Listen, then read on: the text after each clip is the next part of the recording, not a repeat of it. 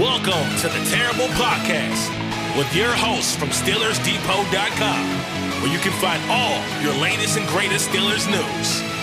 It's Dave Bryan and Alex Kozora, always lit, talking Steelers.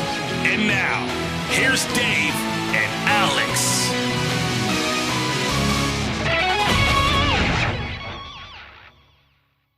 Welcome to the Terrible Podcast, Season 13, Episode 153. I am Dave Bryan from SteelersDepot.com, and with me doing the introduction on this Tuesday, that means Alex Kozora is not with me. He's taking a much-needed, I want to say vacation, but I don't think he went anywhere. I think it's a staycation for Alex in Pittsburgh and the surrounding area there. But much needed on his part before the start of training camp this year, which I think will be kind of 1 week from tomorrow, if I'm looking at the calendar correct. Today is July 18th, 2023, and helping fill in for Alex Kozora on this Tuesday, we have longtime Steelers Depot contributors Josh Carney and Jonathan Heitritter.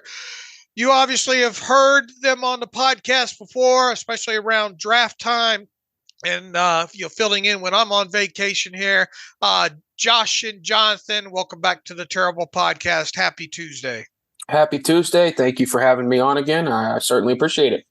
It's always a pleasure to be on the podcast with you guys. I'm just ready to talk some more Steelers football. Absolutely. All right. I think the most notable thing going on right now around the NFL in general, there's not a lot of Steelers news to obviously talk about at this time as we kind of sit and wait for Joey Porter Jr. to sign his rookie contract. And, we'll see what happens with Alex Highsmith in a contract extension moving on into training camp. No roster moves as of late here. The 90 has been the same 90 for a little bit here, but the franchise tag deadline, or actually the deadline to sign franchise tagged players to long-term deals was on Monday. That came and went. I think there were 5 tagged players this year. Only 2 of them, I think, ended up getting deals. Lamar Jackson and Evan Ingram, tied into the Jacksonville Jaguars. Obviously, the Lamar Jackson deal happened, several weeks ago. The Ingram deal happened just a few days ago. The other 3 tagged players are all running backs. With let's see, who was it? Saquon Barkley, Josh Jacobs, and Tony Pollard of the Cowboys, and none of those 3 players ended up signing long-term deals. They're going to have to play underneath the franchise tag amount of a little bit more than $10 million this year. That's got the whole, running backs around the league up in arms. And understandably so. You've even had people like Najee Harris come out and, voice their displeasure about it. But I don't think this is surprising at all what has happened here with the running back market. I'll throw it out to both of you guys. I mean, what, if anything, can be done here with the running back market? And, are you surprised at the way things have transpired this offseason here? I am not surprised, and I don't think anything can be done at this point. I think the game has changed. People are seeing, market inefficiencies when it comes to the running back position. These guys break down physically, over time, and it's not a wise investment. You like to say that running backs are fungible, and while it kind of hurts to hear that as a guy that likes running backs, it's also true. You see it year after year after year. You can find these guys in the late rounds of the draft. You can find them as undrafted free agents. You can find them on free agent scrap heaps, and these guys can produce. Part of me feels bad for these running backs because year after year they get more and more, devalued. But at the same time, it's not like they're being offered penny to play the position. They're still getting fair market contract offers, and they're not willing to take that. But it was interesting to see the running backs kind of join in on social media last night and kind of go after Miller, who who made a good point. I don't think it was his opinion. He was saying this is what the NFL does. You draft a guy, you roll wheels off of him, and you discard him in the trash and go get another one. But I don't think anything can be done market-wise at this point. These guys, especially the dual threat guys like a Saquon Barkley, who can run in and catch the ball out of the backfield. They want to reset the market. They want to get what they feel is fair to them. Teams aren't willing to dump that kind of money into these guys, considering the position they play. The game has certainly changed, and I don't think it's going to change back in favor of the running backs anytime soon, where teams value them and want to give them long-term contracts. We just have so much data on these guys in terms of when they break down, how their bodies hold up physically, over the life of their careers. And it's just not a wise investment. And unfortunately, that's the business that they're in at this point. So I don't think anything can be done. Jonathan? Yeah, I'm just kind of looking at like the guaranteed salaries or the average per year earnings of like running backs compared to wide receivers. And it's just kind of crazy to think like a guy like, Christian Kirk at 18 million per year, like would be at tops of the running back market, or someone like Hunter Renfrow or Corey Davis, like are making like the same, if not more money than guys like Derrick Henry and Saquon Barkley and those like household names at the running back position, but that just, again, goes to what Josh talked about in terms of the position in itself and the fungibility of said position. The wide receiver position has blown up in the past year with deals that we've seen to Devontae Adams, Tyreek Hill and whatnot. Whereas the running back position, people are realizing, yes, they do fall off the cliff very quickly in terms of what we've seen recently with guys like Leonard Fournette and Ezekiel Elliott, just guys that have dominated in the lead for a while and then just see that complete drop off. And a lot of teams want to be able to be quick to that. And yeah, it's unfair in terms of the running back's perspective that, if you draft a running back in the first round, you have 4 years of them on the rookie deal. You can go ahead and extend them their 5th year option. You can go ahead and franchise tag them once and potentially franchise tag them again. And then you have 7 years of control with ever actually committing to the running back itself. So that way they can get another big bite of the apple in terms of a long-term deal. But if you're a general manager, if you're in the front office, that makes the most sense from a business perspective in terms of managing your team, in terms of regulating costs and being able to try and build a winning roster. It starts with the running back position. And it stinks for guys that are dual threats like Saquon Barkley, Christian McCaffrey, who impact their team in such a way. But when you look at the drop off from like even some of those guys to other running backs that, you say are fungible, they're a dime a dozen, that you can basically plug them in and they're going to produce.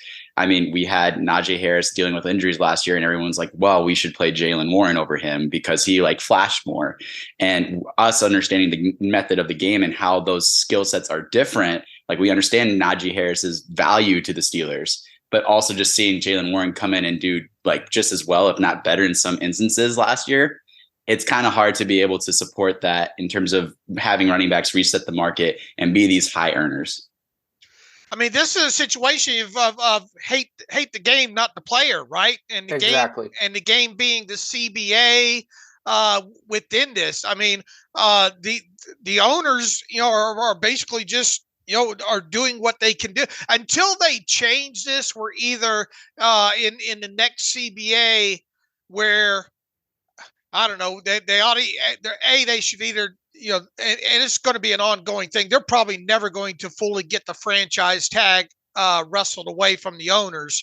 That should be where they start at. But if they can't get that, then they probably need to try to fight for kind of one tag for like the offensive, for any offensive player. Because if you get in there and start saying, okay, well, skill position should be this tag amount, meaning wide receiver, running back, tight end, and that should be classified as one position group in its whole and tag amount, then the offensive linemen are going to feel slighted. They're going to say, well, what about us? And then obviously quarterbacks don't want to be lumped into that franchise tag amount because they know that their position's highly regarded as the most important one on the field. So I just don't see any quick solution here until the next CBA comes along and they stand their ground and either get one a tag amount for offensive players and a tag amount for defensive players and work off that. But even then, what's going to keep, okay, you tag a player at this position, but what about the others that become free agents and don't work under the tag? Owners are still going to break this down by position and say, well, this is the highest paid running back, and we're going to go off of that positional market there. I think this sets up interesting, bringing Najee Harris and the Steelers back into this conversation is obviously after this 2023 season, the Steelers have a decision to make on Najee Harris and the 5th-year option. And it's kind of hard to, we have to project ahead what that amount will be. Let's say it's somewhere between $10 and $11 million for that amount. I mean, that's basically the franchise tag amount this year for running backs. And that 5th-year option amount anyways would be for the 2025 season. So let's say it's 11 million. You decide to go ahead and pick up the 5th-year option on Najee Harris next offseason. I mean, you're talking about, unless you give him a new deal, which I don't see happening ahead of that, he's only going to earn $11 million, which is $1 million more than a franchise tag this year. And then if you want to even project a little further out there, what's going to happen with these top 3 guys at the top of the running back market right now, meaning Christian McCaffrey, Alvin Kamara, and Derrick Henry, and let's even throw in Nick Chubb, who's slightly behind Derrick Henry at this point. Are all 4 of those guys still going to be on the contract that they're on now? Come time for Najee Harris to get paid, and if they're not, does that mean that the top of the market for a new contract for Najee Harris, let's say going in, going into the summer of 2025, and he's wearing that $11 million 5th-year option number. I mean, could the top of the market be $12 million for him? And the Steelers say, look, we'll make you the highest paid running back in the NFL. Don't fault us that it's only $12 million. You see where I'm going here? Mm-hmm. Yeah, I think that's going to be the case. I mean, the only one that I'd feel good about still being with his team and being the highest paid running back, honestly, and this might surprise both of you, is Nick Chubb. Because, we've seen McCaffrey has struggled with injuries in the past. Derrick Henry, I think he's on the wrong side of 30. Kamara's got some off the field stuff, and he's on the wrong side of 30 as well. I mean, I think it's just. Nick, wait a minute. Nick Chubb, by the way, the final year of his current contract's 2024. So. Okay, so he's coming up too, and I think when he did his extension, it was 4 years, 48, and it was.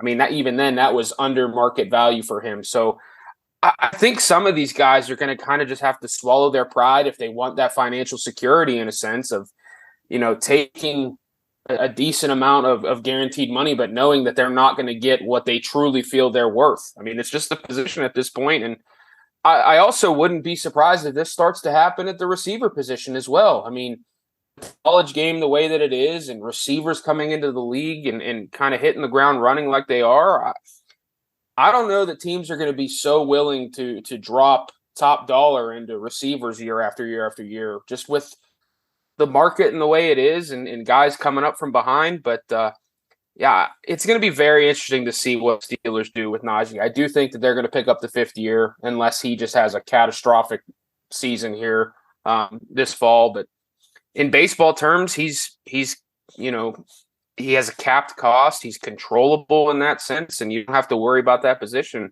at least for the 2025 season. But the market's just a mess, and as more and more guys get into the front office and they're smarter and they look at this stuff, they're going to try and find ways to be more cost efficient and have that money for the more important premium positions like quarterback, offensive line, pass rusher, cornerback. It's just the way the game is.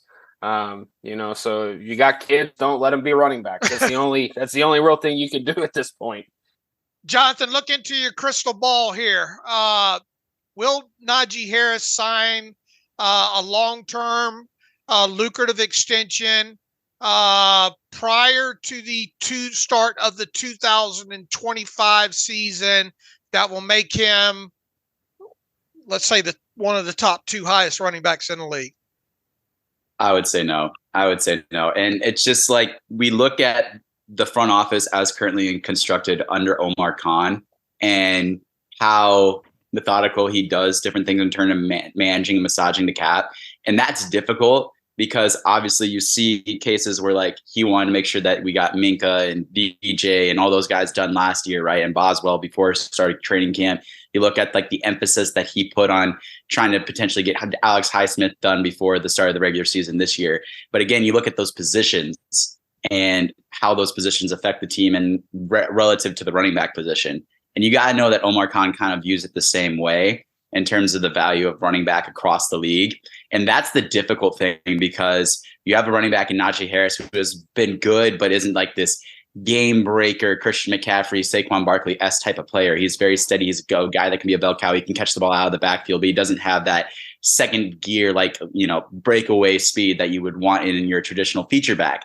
And, it's difficult to justify giving that top dollar to a running back that is good, but like, what's his defining trait? Like, yes, he can carry the load. Yes, he can catch the ball out of the backfield, but he doesn't have that, say, like, breakaway speed at his size relative to a Derrick Henry who has a contract up until the end of this year. And then he goes into a void year. And then what's going to happen with him? Because he will be 30 at the end of this year.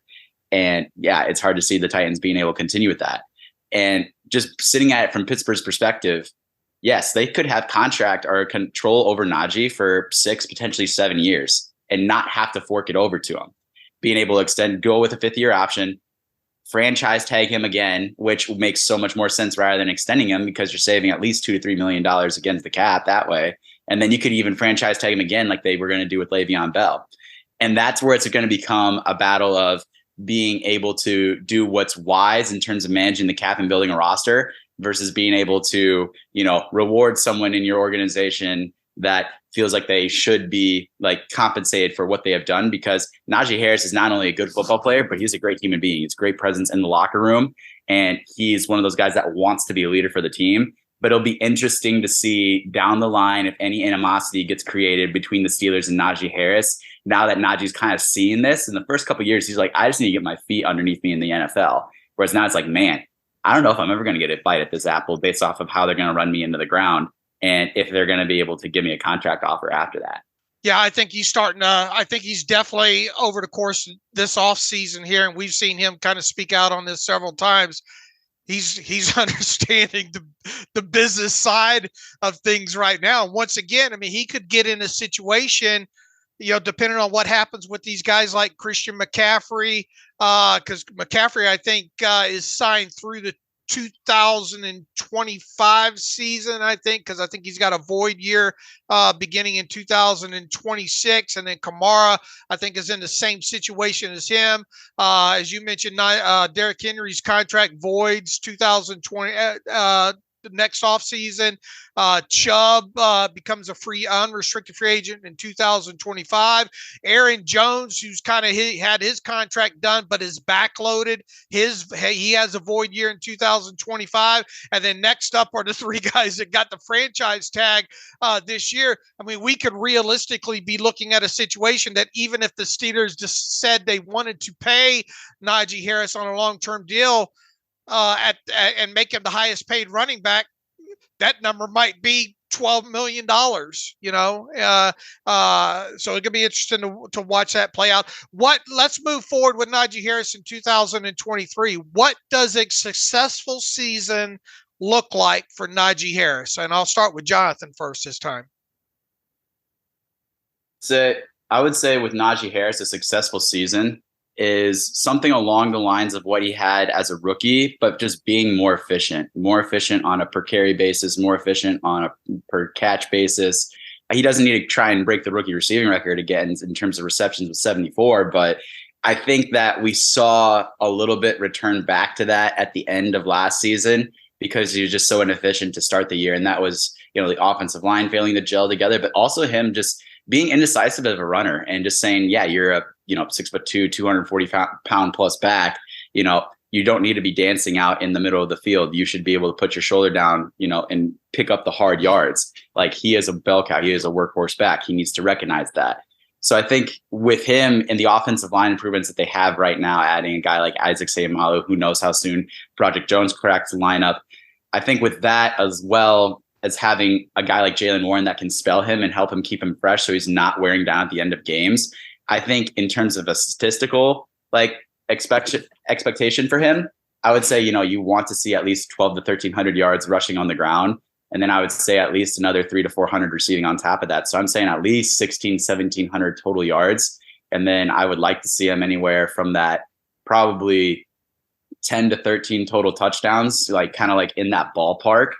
And just kind of being one of the top backs in the league in terms of all-purpose yards, because he is a well-rounded dual threat back that can catch the ball out of the backfield, that can run routes. We saw that example with that impressive catch he made in the Ravens game at the end of the game there to win it for Pittsburgh, but also just his ability to carry the load and being able to close out games if Pittsburgh has a lead late in the fourth quarter. So I would say that, probably at least 1,700 yards, 12 to 13 touchdowns, total. I would say that's a good expectation for Najee going into 2023. Josh, is 100 yards a game from scrimmage, both rushing and receiving, and basically what Jonathan said, 7, let's put the bar at 1,600 for the season, total yards from scrimmage, a little less than 100 yards per game. How attainable is that for him? I think it's very attainable, assuming health. I mean, they obviously made improvements along the offensive line. They have a style that they want to play very clearly. I'd have to go back and look at his numbers in the second half of the year from a total yard standpoint. But I think he finally figured out the second half of the year who he was as a running back after he got healthy. And that's what, Jonathan mentioned, putting his head down, being that bell cow, going forward, not trying to be this dancing run back and, trying to make guys miss and hit the home run constantly. I certainly think 100 yards from scrimmage each game is attainable for him, though I think his targets will be down from a receiving standpoint. I don't think he's going to be on the field on third downs again. And then just obviously with the added pass catchers around him, I don't think he's going to have that heavy of a workload as a receiver. But I see no reason why he shouldn't be, close to 100 yards on the ground in general each game this year. I know a lot of people are caught up on the 3.9 yards per carry issue with him, but I think a successful year for him is kind of in that ballpark with Jonathan, 1,300, 1,400 yards on the ground, 8 to 10 touchdowns, and just have over 4 yards a carry. And I think he can do, the 1,700 total yards very easily, assuming health. I think last year it's well known that foot was bothering him. And once he had that plate taken out of his shoe, he was a different running back. So hopefully he doesn't get stepped on again. In training camp, he has a full training camp and can hit the ground running here early in the season. All right. Kenny Pickett obviously going to be under the microscope heading into his second NFL season. Got to play and start obviously a lot of games during his rookie season. Doesn't have all that BS of the rookie off season. In other words, he said as much on the Cam Hayward podcast recently, that this is a totally different off season for him. He's able to focus on football. I think everybody would agree. Everything that's come out of Kenny Pickett's mouth since the end of last season has been absolutely fantastic. It's the thing, if you have your fan hat on, you definitely want to hear. Has gotten the guys together a few times this offseason.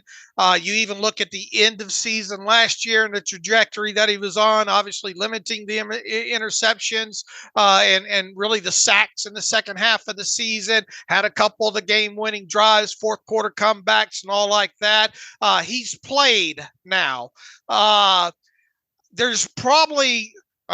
there's obviously some, but there's probably not many people, especially fans of the Steelers, who are not bullish on Kenny Pickett heading into his second season. Now, where the difference is what degree of bullish, how bullish are you? So let's play a game of how bullish are you on Kenny Pickett heading into his second season? What are your expectations for Kenny Pickett in his second season, Josh? I have, over 3,000 passing yards and at least 20 touchdowns pegged for him, through the air. That's not counting rushing touchdowns and all that. I think obviously they've added pieces around him. They've invested in the offensive line in front of him. We saw flashes down the stretch last season of what he can become. I think it's been pretty surprising to me, at least, going back through all 13 games that he played in last year with his 12 starts. And then looking at some of the deep ball metrics that have come out here this offseason, just how successful he was. I think that's going to be the next step that he takes. And if he can start having more and more success with that deep ball, I think he's really going to take that next step. But I see no reason why, 3,000 passing yards, 20 touchdowns isn't obtainable for this guy, assuming that he plays, 16, 17 games. But I'm pretty bullish on him, just for his on-field intangibles, in a sense, like his leadership, the moxie he shows in big situations. Like, there's nothing, it seems at this point, that is going to phase this guy. It's really impressive, and I think he's had a heck of an offseason. You mentioned everything that's come out of his mouth has been impressive. He just has that feel of a franchise quarterback and a leader that guys are gravitating around, and key for a young offense. I mean, outside of Allen Robinson, they're all 27 and under with the skill guys. So that's right in his ballpark. I think he's going to have that second year leap. I don't think he's going to be like a Jalen Hurts type leap where he's in the MVP conversation, but I think you're going to see consistently here in this upcoming season why the Steelers were so intrigued with him, why they were thrilled that he was on the board at 20 overall in that draft. And I think he's going to more and more put on his plate here compared to what it was last year. And hopefully Matt Canada opens this offense up a little bit more and starts pushing the ball down the field, because Pickett, just based on the number last year, showed he could do it at times. So just to reiterate, 3,000 passing yards, 20 passing touchdowns is my bare minimum expectation for Pickett this year. Jonathan Heitritter, how bullish are you on Kenny Pickett heading into his second season? I really want to be bullish, but honestly, I'm kind of finding it difficult to do so, just kind of based on where this offense has been the last couple of years under Matt Canada. I like the things that Pickett showed at the end of last season in terms of being able to show poise and leadership and being able to drive the offense down the field when it mattered most. But also there's a lot of times when watching like that Raiders game or watching that Ravens game at the end when, he completed these great game-winning drives where it's just like, what the heck is the offense doing for the first 2 to 3 quarters and then turning it on the fourth quarter and the last drive of the fourth quarter. That is consistency that needs to pick up. Obviously, they've added a lot of weapons around him, much like Josh has said. There's a plethora of skill position players at wide receiver, running back, tight end. The offensive line's been beefed up with a guy like Isaac Seumalo, and who knows how soon Broderick Jones will be able to contribute, if he will be beating out Dan Moore and be able to provide better play on a consistent basis than what Dan Moore has shown us over his first 2 seasons. So everything is around Pickett to succeed. He showed us glimpses of it last year, but the thing is, you need consistency out of those glimpses. And with that, you need Kenny Pickett's consistency to improve, but also you need the reliability of the offense to come together under Matt Canada. And that's a question that I have for myself, just knowing like this offense looked, kind of lost at times, even under Ben Roethlisberger, while being like almost an 18-year vet. And now having Kenny Pickett going into a second year, like he has a lot more experience. But is he a guy that's going to be able to be more consistent than not, in that second season? I really hope so. I'm kind of in with Josh in the line of projecting a little over 3,000 passing yards, 20 touchdowns, and seeing that progression that way, especially being able to finish drives and being able to do well in the red zone, because Pittsburgh's offense has struggled in the red zone mightily the last couple of seasons. And that is something that they need to do. They need to be able to finish drives, be able to put points on the board rather than driving 10, 12 plays and finishing with nothing. So I would say I'm cautiously optimistic that Pickett will be able to show us. But in terms of taking that Jalen Hurts, Trevor Lawrence-esque leap in year 2, again, I'm kind of like hesitant to believe that'll happen. Just kind of knowing, like, and having seen the struggles that Pickett had even in the second half of the season with consistency, as well as believing that Matt Canada can actually get the job done here in this season as the offensive coordinator. All right, what is the stone cold lead pipe lock of the century, of the year, of the month when it comes to Kenny Pickett's over-under numbers, the latest update? Over-under 18.5 touchdown passes thrown, or over-under 3,500 total passing yards? Where is the lock, Josh? I think it's got to be the touchdowns. I think 3,500 passing yards is a little bit of a stretch for me. But I think that you said, 18.5 touchdowns? Right. Yeah, I think that's the lock to go over. I think this team's going to be better in the red zone. They've got bigger weapons. I mean, you could just put Darnell Washington out there and throw it at the crossbar in a sense and say, go get it. I think he's going to have, like I said, about 20 touchdowns. So that's my lock for him. But 3,500 passing yards feels like a little bit of a bridge too far for me right now. Jonathan?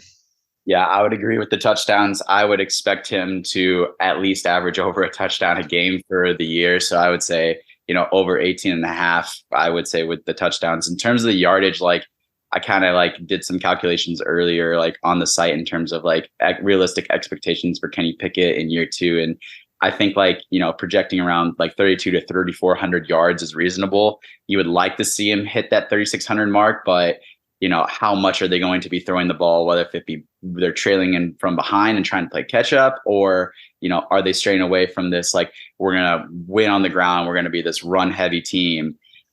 So I think that you want to see those numbers improve in terms of having a well-rounded offense and Kenny Pickett being able to win through the air with his arm. But at the same time, I think with Pittsburgh's mentality, it's we can want Pickett to do that. But at the same time, we want to be able to alleviate that pressure off of him and be able to win with our running game. That way, not everything is on his plate in year 2. And just being able to ease that transition to be that quarterback that can, will his team to victory at different points in time. And you can do that without throwing for, 250, 300 yards a game.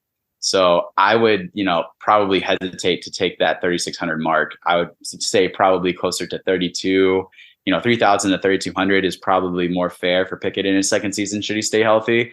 Would I like to see him get to that point? Yeah, but it's also context. Okay, then a bunch of shootouts, are they, playing from behind?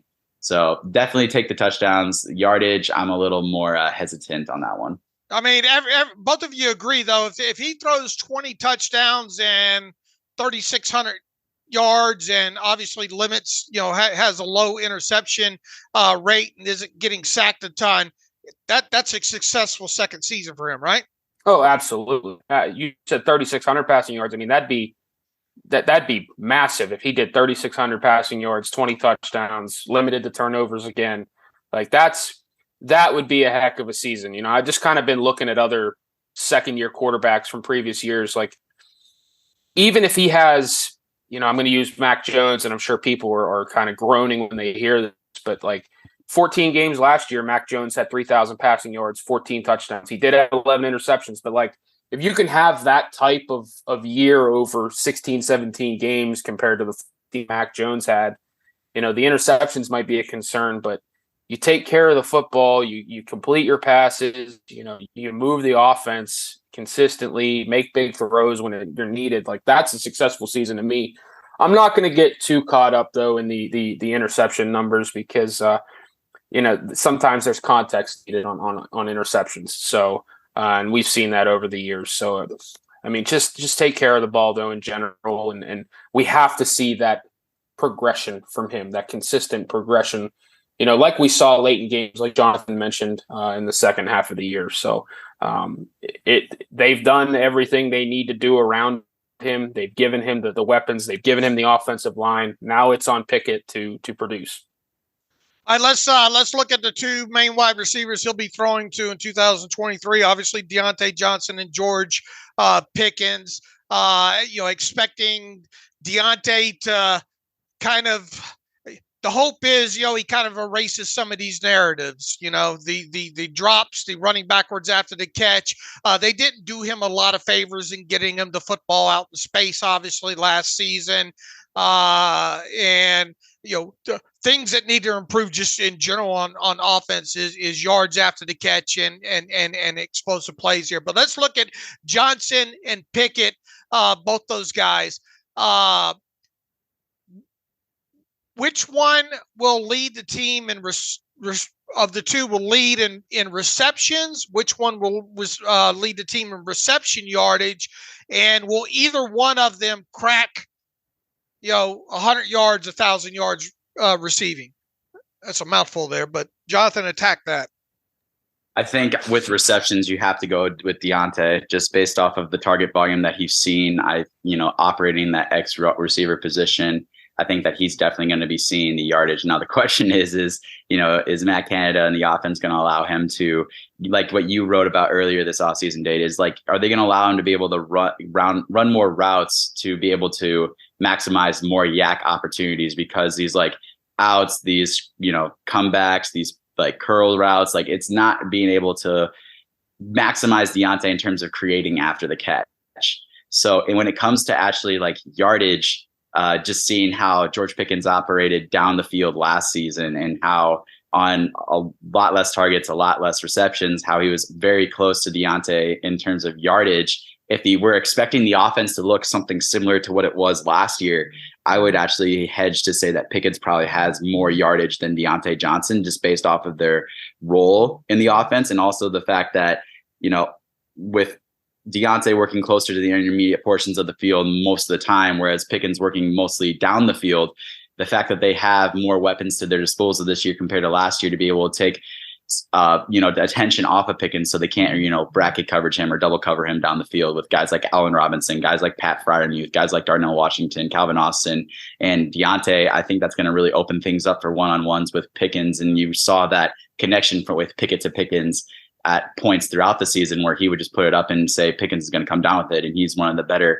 contested catch receivers down the field right now in the league, so statistically speaking anyway. So I would say definitely go with Pickens in terms of yardage, Diontae in terms of receptions, then touchdowns. I would go with Pickens as well too, just seeing what he can do in the red zone as well as down the field, where it just seemed like they would get close inside the 20 and they would try and scheme up things for Diontae Johnson, and whether it just didn't work in terms of the chemistry between Diontae and Pickett, or the fact that they would just go to one of their bigger targets, whether it be Freiermuth here, Darnell Washington, or Pickens.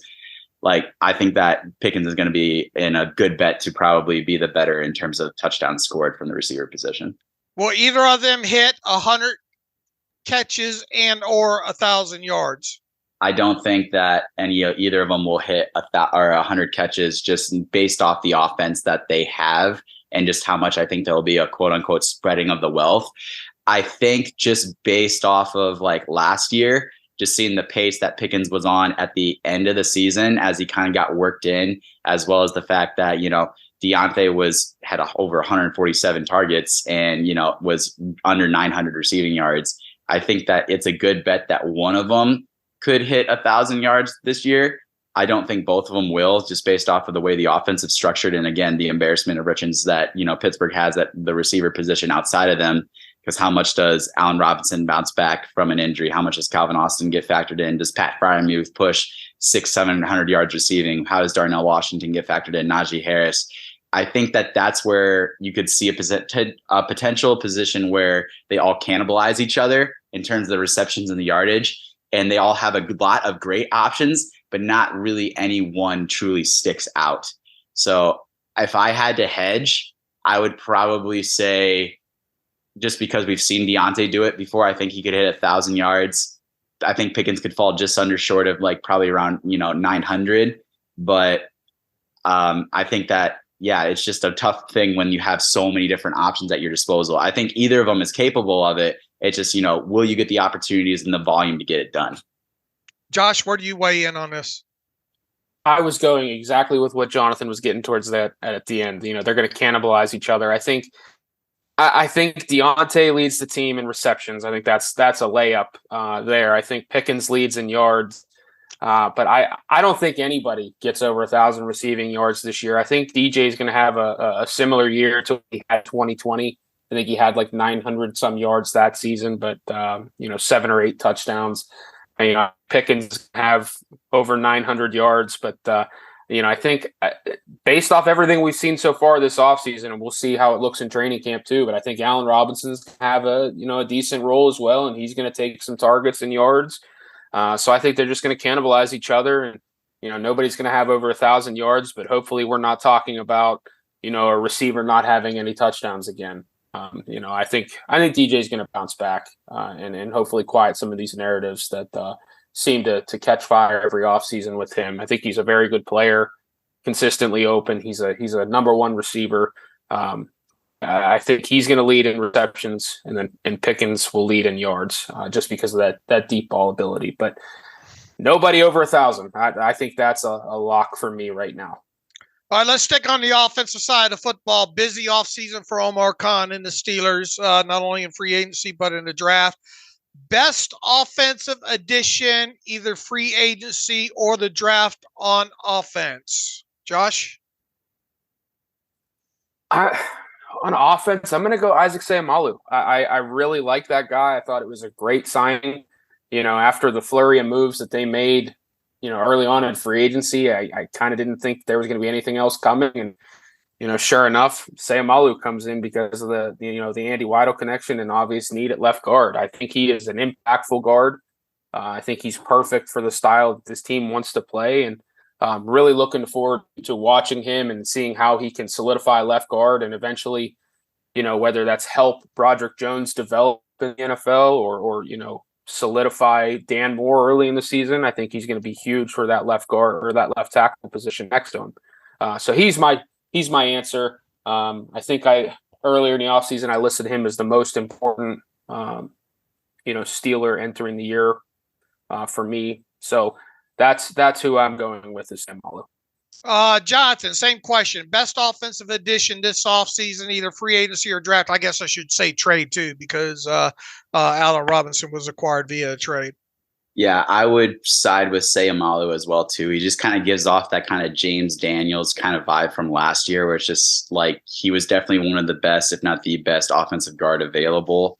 And just seeing the experience and the steadiness that he had, and just hearing about how his former teammates, Jason Kelsey, and even an analyst like Brian Baldinger, talking about like how good and how well he kind of like rounded out that like very good Eagles offensive line. And Seumalo didn't really garner a whole lot of attention compared to guys like Lane Johnson or guys like Jason Kelsey. But at the same time, like just the steadiness that he had in terms of pass protection, as well as being able to generate a good push in the running game. I think that's going to do wonders having him besides whether it be Broderick Jones, rookie, or Dan Moore Jr., and then having a guy like Mason Cole and James Daniels round out that interior offensive line. I think that's going to be huge, not only for Pickett and pass protection, but also being able to maximize Najee Harris. I will speak a little bit to Allen Robinson, the addition with him. Just thinking like Pittsburgh traded down 13 spots and got a receiver that was recognized as a wide receiver one alpha receiver for a good portion of his NFL career, both in Jacksonville and Chicago.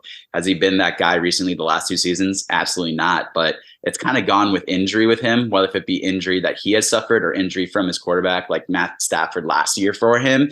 And I think just having that guy, that proven receiver as your wide receiver, like 3, running in the slot and also being able to intermix in different like situations, I think that's a huge benefit for Pittsburgh, not only for Kenny Pickett having a like very reliable, trusted veteran that he can go to in all different situations and all quadrants of the field, but also just being able to give, like the younger guys in the room, a role model and a guy that they can talk to, guys like George Pickens, guys like Calvin Austin, and be able to take that off of Diontae Johnson, where he is like more of a leader by example in his work ethic. He's not necessarily the most vocal leader out there. So you can go ahead and put in more of a guy that has been an alpha receiver a long time, like Allen Robinson, into that room. I think that's going to be able to raise the value of the room a whole lot more with his addition. All right, flip over to the other side of the football. Best defensive addition, either free agency or the draft by the for the Steelers this offseason. Josh. That's a tough one. I want to say Landon Roberts just because I love that guy. I love watching him. But I think the best addition overall for me is going to be Marcus Golden. I think just having that veteran third outside linebacker, a guy that's able to come in, take snaps away from Highsmith and TJ Watt in a good way, keep guys fresh is going to be huge. The only other one I'd consider, though, would be Joey Porter Jr., because I think he's going to play immediately and could have a sizable impact at a position of need. But for this exercise, my answer is Marcus Golden. I've loved that guy since he's been in the NFL. He was tremendous at Missouri, and then he hit in Arizona, and he's had, I believe, 3 10+ sack seasons. That guy just knows how to get after the quarterback. It's going to be the best outside linebacker 3 they've had in recent years, not counting Elvin Ingram. So that's the addition that I think is the best move that they've made on that side of the football. Jonathan, same question. I like the Marcus Golden addition, and that's where I was kind of thinking the same way with Josh. Is kind of like, he may not be technically a starter, but the value that he brings Pittsburgh and like the quality of play that he's shown over the course of his career is really nice. I have to go with probably Patrick Peterson, though. Just looking at the loss of a guy like Cameron Sutton to the Lions in free agency this year, and then signing Patrick Peterson shortly after that. Not only from the player perspective, yes, he's getting long in the tooth. He's going to be 33 when the season starts. But I look at just how he's remained productive even in his age, and just kind of doing the same thing that we kind of saw with Joe Hayden, how he may have lost a step as he got older, but he was still a very instinctive, very good, technically sound player.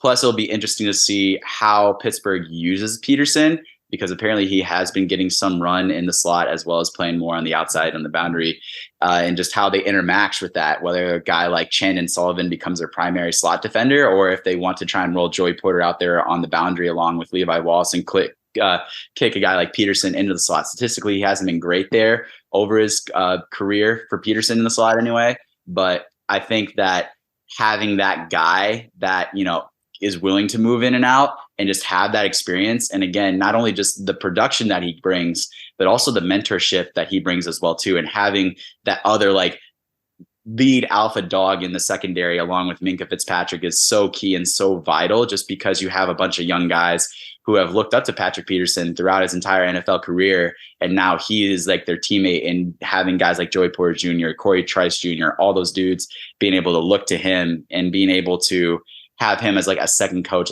on the field with them. I think that's really going to help them and aid them in their development. So I think both, on the field as well as off the field, I would say Patrick Peterson's probably the biggest defensive add for me. All right. Quite a few second-year players we'll be keeping our eyes on for the Steelers in 2023. Josh, which second-year player after the season is over with will have made the biggest jump? I'm going to keep Pickett and Pickett out of it. I'm going to go with Connor Hayward. I really like what he did down the stretch there. I still don't know exactly what his role is going to be. I think Kenny Pickett hinted the other day on the Cam Hayward podcast that Hayward's going to be, running around a lot in training camp and is going to have an expanded role. But I think he's going to be that guy that we're talking about as wow, this guy could be a legitimate, pass catching threat for us, move around. He could be that H-back that they haven't had in a while. And I think he's going to improve a little bit as a blocker. I think he's had a full offseason now to, go back and look at his tape and see where he needs to improve. He looks a little bigger. Looks like he's added some good weight here. So just the way that he closed last season and the way, some of these guys are talking about him and his versatility and how they can move him around, I think he's going to be that underrated second-year player that has the biggest jump by the end of the year.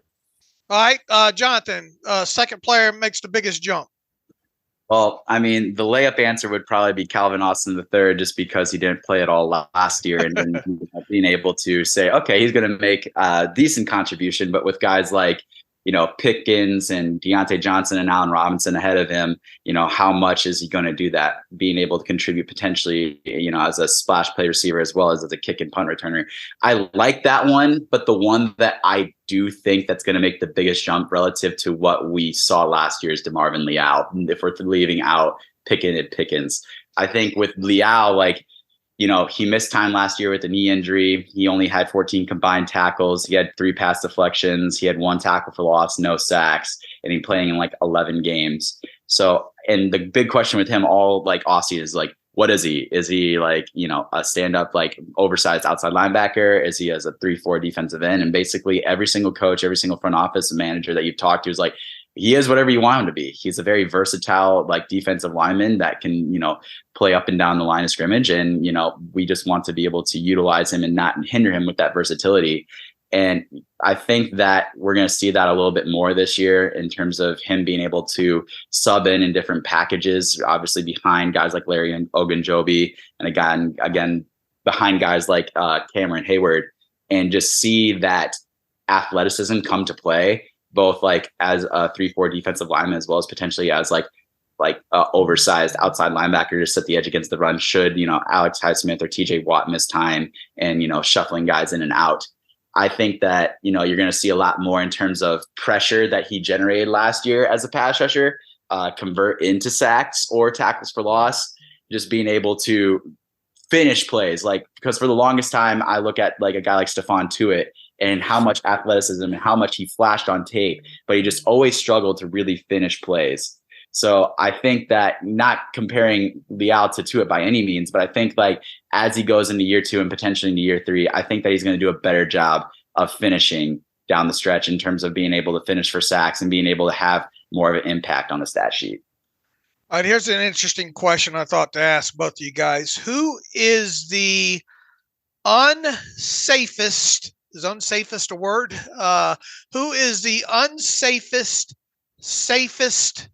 player on the Steelers roster entering training camp? In other words, who is a player that most people would view safe, but would be the unsafest of the safe? I'm going to say Zach Gentry.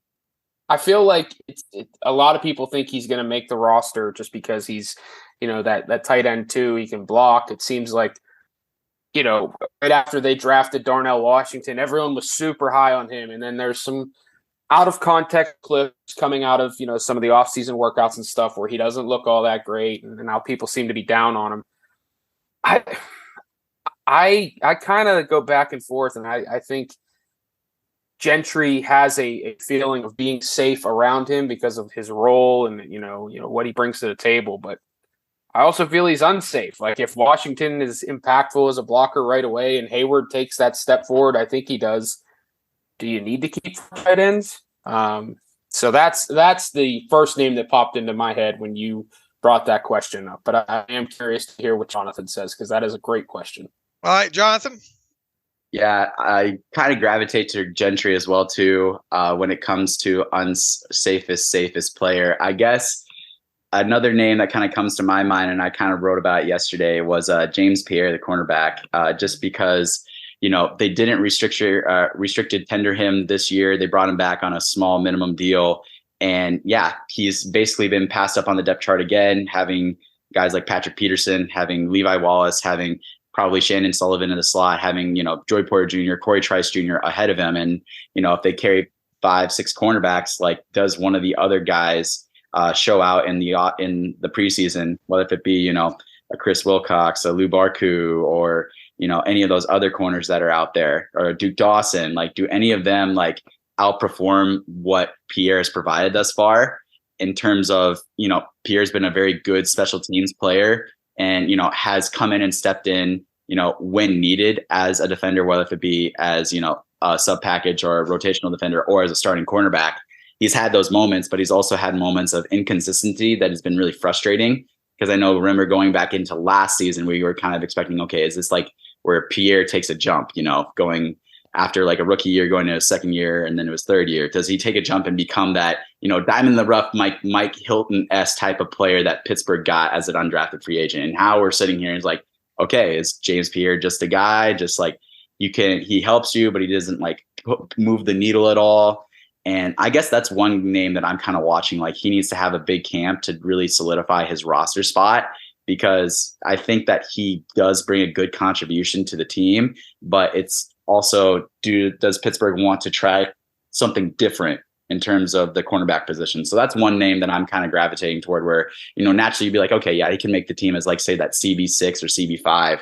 But, I think that we have to watch him in terms of, does he like earn it and show it here in training camp? I think the other name that I'd throw in there too, Dave, is Trey Norwood. Obviously they've added, quite a few versatile defensive backs, like Jonathan pointed out earlier. And Trey Norwood really fell off last year. I mean, he led the Steelers in missed tackle percentage last year. I think it was 32%, which was an absurd number. I don't know what his role is defensively at this point. He struggled on special teams, but he seems to kind of be penciled in as that do everything defensive back that can play the slot, can play, that deep center field role. He's played in the box some. So that's kind of that other name that I'd throw in there where he feels safe, but he might not be safe just because of all the other additions they've made this offseason and how he performed in 2022. Go ahead, Jonathan. Sorry, I was going to say, I think another one, if you want more of a hot take kind of, safest player is Kevin Dotson, the guard, just because we're expecting him, potentially get dealt, right before the season starts or going into training camp, just because of all the additions that, they made on the offensive line, especially in the interior offensive line. But what happens if we get to a scenario where, no one's really giving Pittsburgh any offers for a guy like Dotson, and you have guys like, whether Spencer Anderson or some of these other, backup players start playing well? Does Pittsburgh just say, okay, like, yes, he has been a starter for us, but he's been so inconsistent. He's in the final year of his rookie deal. Do we go ahead and keep a guy that, is on a longer contract or at a cheaper rate than a guy like Kevin Dotson and just move on from him and say, you know what, it's been good. You have helped us in a couple different places, but we're going to go on and move on to greener pastures this way and give Dotson that opportunity to, find a different team. I would say I would highly not expect that to happen. But if you get in a position where Pittsburgh can't deal him and he's like buried on the depth chart behind Nate Herbig as like the second guy that would come in, it's something you got to consider. And I don't expect it to happen, but needless to say, sitting here today, it wouldn't shock me if Kevin Dotson was that surprise, safe player.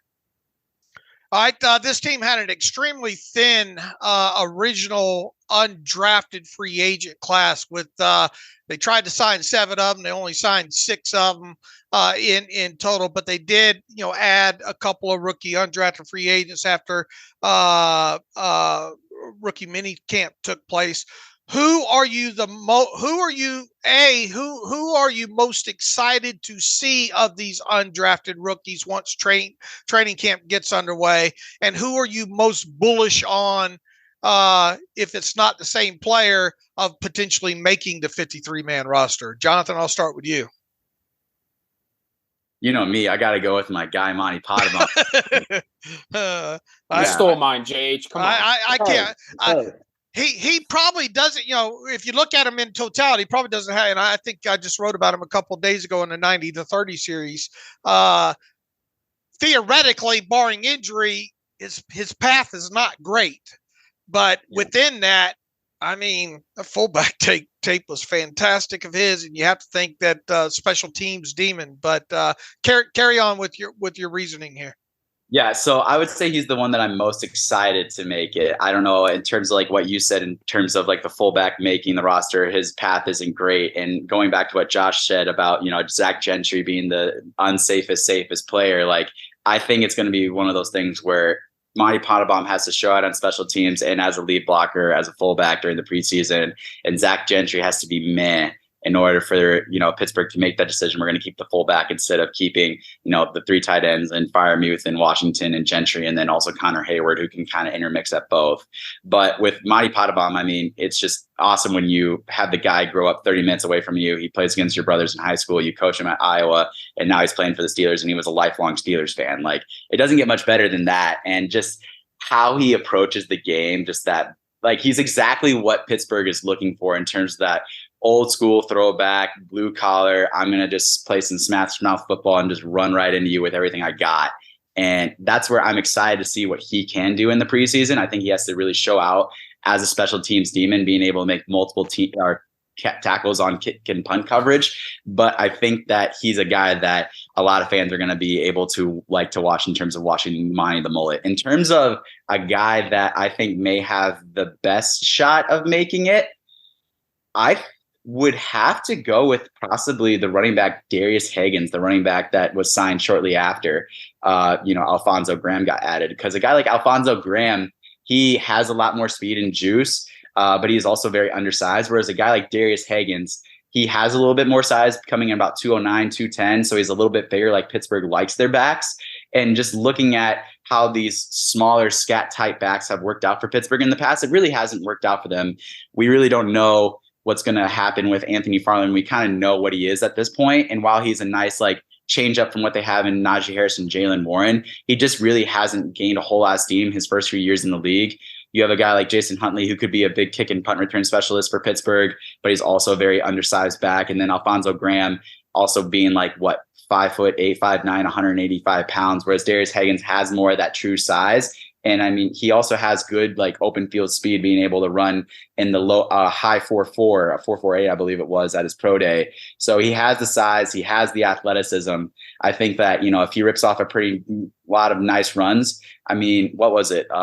Watson, the running back a few years ago that was out of I can't remember what school it was, but he was just a bigger back that made a lot of plays. And I think that, Darius Higgins could be that guy that has more of that feature back size, has speed. And, if he is able to make some contributions on special teams, like I mentioned with Monty Pottebaum, I think that he could be a guy that pushes for Pittsburgh's running back 3 spot. All right, Josh. Yeah, I'm not gonna say Pottebaum. I think we're all excited, and I think Jonathan being the Iowa boy that he is, I mean that's a personal connection there. I'm gonna go with Jordan Byrd.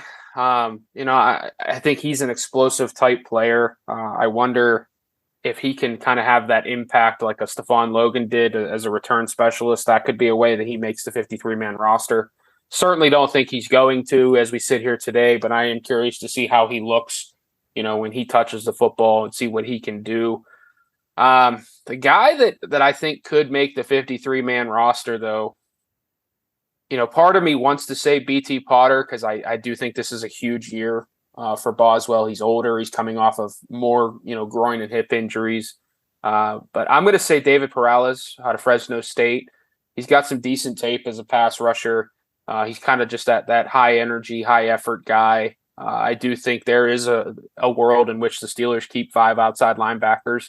And I think he's a guy that could come in, make some plays on special teams and really kind of force his way onto the roster in a sense. If I'm remembering correctly, wasn't Howard Jones an undrafted free agent and he kind of had a splash there in preseason, and wasn't he on the 53-man roster? All these years are blurring together, but if he did, I'm trying to remember if he ever made the 53. I don't think he ever played in a game, but I think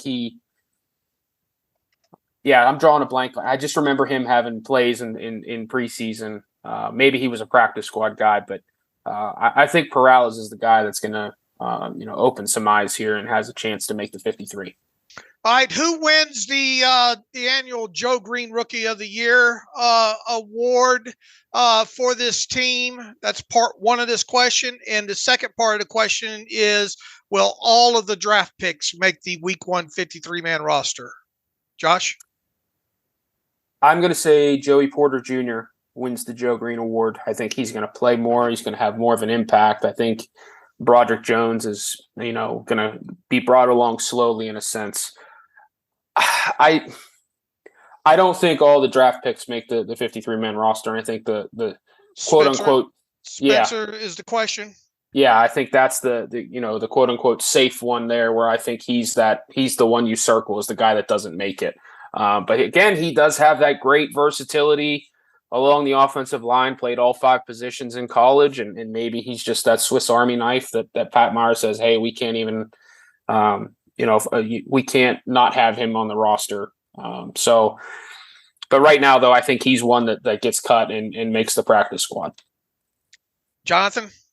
I think when it comes to the Joe Green Award, I think Porter has a good chance, but again, it's how much does he see the field with guys like Levi Wallace and Patrick Peterson, and how does that whole thing work out? And that's probably one of my biggest questions, when training camp and the preseason comes around. It's just, how does Pittsburgh divvy up, the starting cornerbacks and, in a base defense, but also when they go sub package, are all 3 on the field? Is one still off the field? How does that work? Because while Joey Porter Jr., has that pedigree, he still also is a rookie, and Patrick Peterson isn't going to be staying on the bench. And then with a guy like Levi Wallace, like, while he may not have the highest upside, he did play well last year, and it might be hard to start a rookie high second round pick over a guy like Wallace right out the gate. So it's like, how much time does he see? And that's the same question with Broderick Jones, because I think if he sees the field immediately, I think that he's kind of a shoe-in for the award, just being that first-round pick. If I had to take a guess right now, though, I'm going to probably go with Keanu Benton as the Joe Green Award winner, just for the fact that I think his path to playing time is the easiest, especially at the nose tackle position, and being able to start out there. And then just hearing the comments of like Terrell Austin and the rest of the defensive staff, like they want to start him out at nose tackle, but have him being able to move around as well too, as he gets more comfortable there. So a question is just like, okay, does he see, a lot of the start snaps as a starting nose tackle, say he beats out like a guy like Braden Fajoko or, Montravius Adams out of camp? And how much does he factor into sub packages? Like say if, Watt or, Larry Ogunjobi need a breather, like how much is he playing there? I think if he starts to see work in sub packages as well as his team starting nose tackle, I think he has in a good position to make the biggest impact and win that award. When it comes to like if every rookie makes the opening 53-man roster, I think again you have to circle Spencer Anderson as that guy that may not make it. And I think that this directly plays to what happened with a guy like Kevin Dotson. Do they trade him? Does he like somehow like unexpectedly get released? Because I think if Kevin Dotson's on this roster, Spencer Anderson is not. But if Kevin Dotson is off of this roster, I think that really helps Spencer Anderson's chances of making it. So right now, as we sit here today, Kevin Dotson is a member of the Steelers. So I would say he's probably on the outside looking in. But should he get traded, released, whatever it may be, I think that greatly increases his chances and making every single rookie make the roster.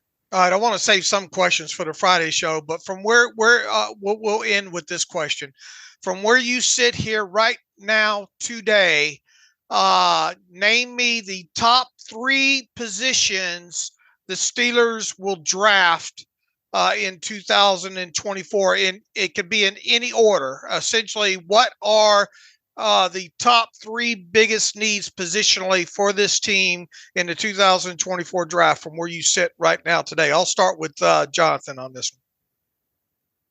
Yeah, when it comes to positions, I was planning on writing an article later today about how Pittsburgh drastically needs to make a big splash at inside linebacker. And I know that, inside linebacker has been overall devalued over the last couple of years, like especially when it comes to like you look at the running back position and you look at some of the top linebackers that are in the game right now and how they're second and third round picks.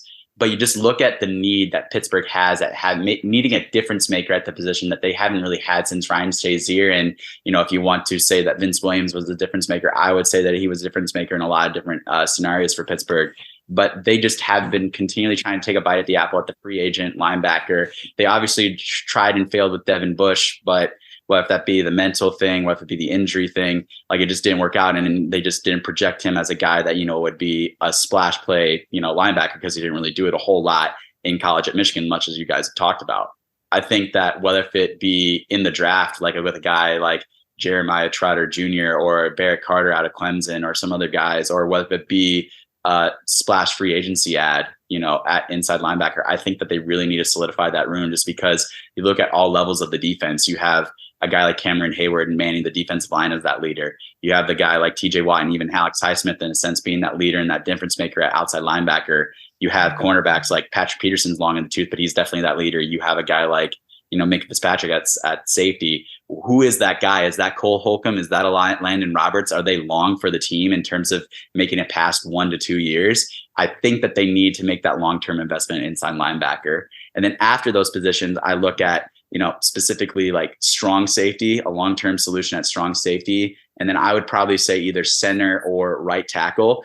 I just think with Keanu Neal and the injuries that he's battled and how he hasn't really been that guy over the last couple of years, bouncing around from Dallas and then bouncing around to Tampa Bay last year. I think that Pittsburgh needs to find that quality running mate opposite of Minka Fitzpatrick in the secondary, a guy that can play as that sub-package linebacker that can kind of alleviate the struggles that the linebacker position has had, but also being able to make plays in coverage. And then a guy like center or right tackle, it kind of comes down to, it's like, okay, do you want to have Chukwuma Okorafor on this team longer past his current deal? Do you want to have Mason Cole? Mason Cole isn't that Marquise Pouncey, Dermontti Dawson, Mike Webster S center, but he represented himself last year in a year where he was beat up really bad.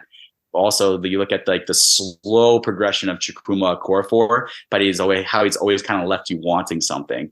So I think that position kind of comes down to the relative need / the demand with whether it be tackles or centers in the upcoming draft class. But I think linebacker and safety kind of take the bread for me. And then something like center or right tackle is like where I would look at next. All right. Decide between center and right tackle. All right. If I'm going to decide right now, I would probably say right tackle. Okay. Josh, same question to you. Top 3 positions of need, the way you see the Steelers going in any order in with their first 3 picks in the 2024 NFL draft. I think inside linebacker, Jonathan nailed it. They have to figure this out. They can't continue to do this, veteran patchwork type job. Obviously it felt like they had it figured out before Shazier got hurt. They thought they were figuring it out with Devin Bush, and obviously that backfired. On paper right now, just looking ahead, it looks like a pretty solid class top to bottom at inside linebacker. That's got to be the position that they go all out for, whether it's a trade up in the first round again or whatever it may be. They've got to figure that one out. After that, I look at defensive line. That defensive line's not getting any younger. I did like the addition of Keanu Benton, but I think you've got to find, that defensive end type player that you can put behind an Ogunjobi or a Hayward and really try and develop them. After that, it kind of pains me to say this because I like Mason Cole so much, but I think you've got to find that high-end center. This franchise has a history of elite level centers, and while I thought Mason Cole was really solid last year, I think you've got to find that next guy at center, that guy that you can pair with Kenny Pickett long-term and have that pairing, like a Roethlisberger and Pouncey was. So those 3 positions in any order, I'm good with, next year in the 2024 NFL draft. Jonathan, who's next up on your summer scouting series? Ooh, summer scouting series. I'm thinking what I'll probably do is James Williams, the safety out of Miami. That guy is a very interesting player, having standing about 6'4", 6'5", being around 205, 210 pounds. He's played as a sub package linebacker. Like when he was in high school, he was a very highly recruited prospect or recruit coming out, and just how he kind of stood out a lot from that Miami defense that has been, they've seen some lean years the last couple of years, but James Williams is a guy that gives off that vibe of being that good, strong safety that can aid in the box. He plays very well near the line of scrimmage, kind of that Cam Chancellor-esque kind of role, but he also has shown the ability to do well in terms of playing in zone coverage, being able to make drops, and just having that length and that wingspan to be able to test passes against running backs and tight ends. So he's a very intriguing player for me, especially in this upcoming safety class, and I can't wait to get into more of his tape. All right, I'll definitely look forward for that and the rest of your summer scouting series as the college season gets underway and obviously the NFL season gets underway. I'm going to save a lot of these questions. We'll probably reconvene on Friday with Alex on vacation, staycation, if you will. But in the meantime, let's see. You can follow Josh on Twitter at by Josh Carney. You can follow Jonathan Heitritter on Twitter at J_Heights. That's HEITS. Guys, I appreciate you both being on the show today, help filling in for Alex. We'll once again, the plan is to reconvene on Friday here. If you're listening, you can follow me on Twitter at Steelers Depot. Follow the show at Terrible Podcast. You can email the show, theterriblepodcast@gmail.com. Maybe we'll dive into some listener questions on the Friday show to kind of wrap that one up there, kind of let those build up in the email machine there. If you want, if you want to support the site, SteelersDepot.com, hit the donate button, up right navigational bar. Also, if you'd like an ad-free version of the site, SteelersDepot.com, hit the ad-free button. Upright navigational bar. So until Friday, once again, Jonathan, Josh, Thanks for joining me. And as always, thanks for listening to the Terrible Podcast with Dave and today, Josh Carney and Jonathan Heitritter. Have a great day.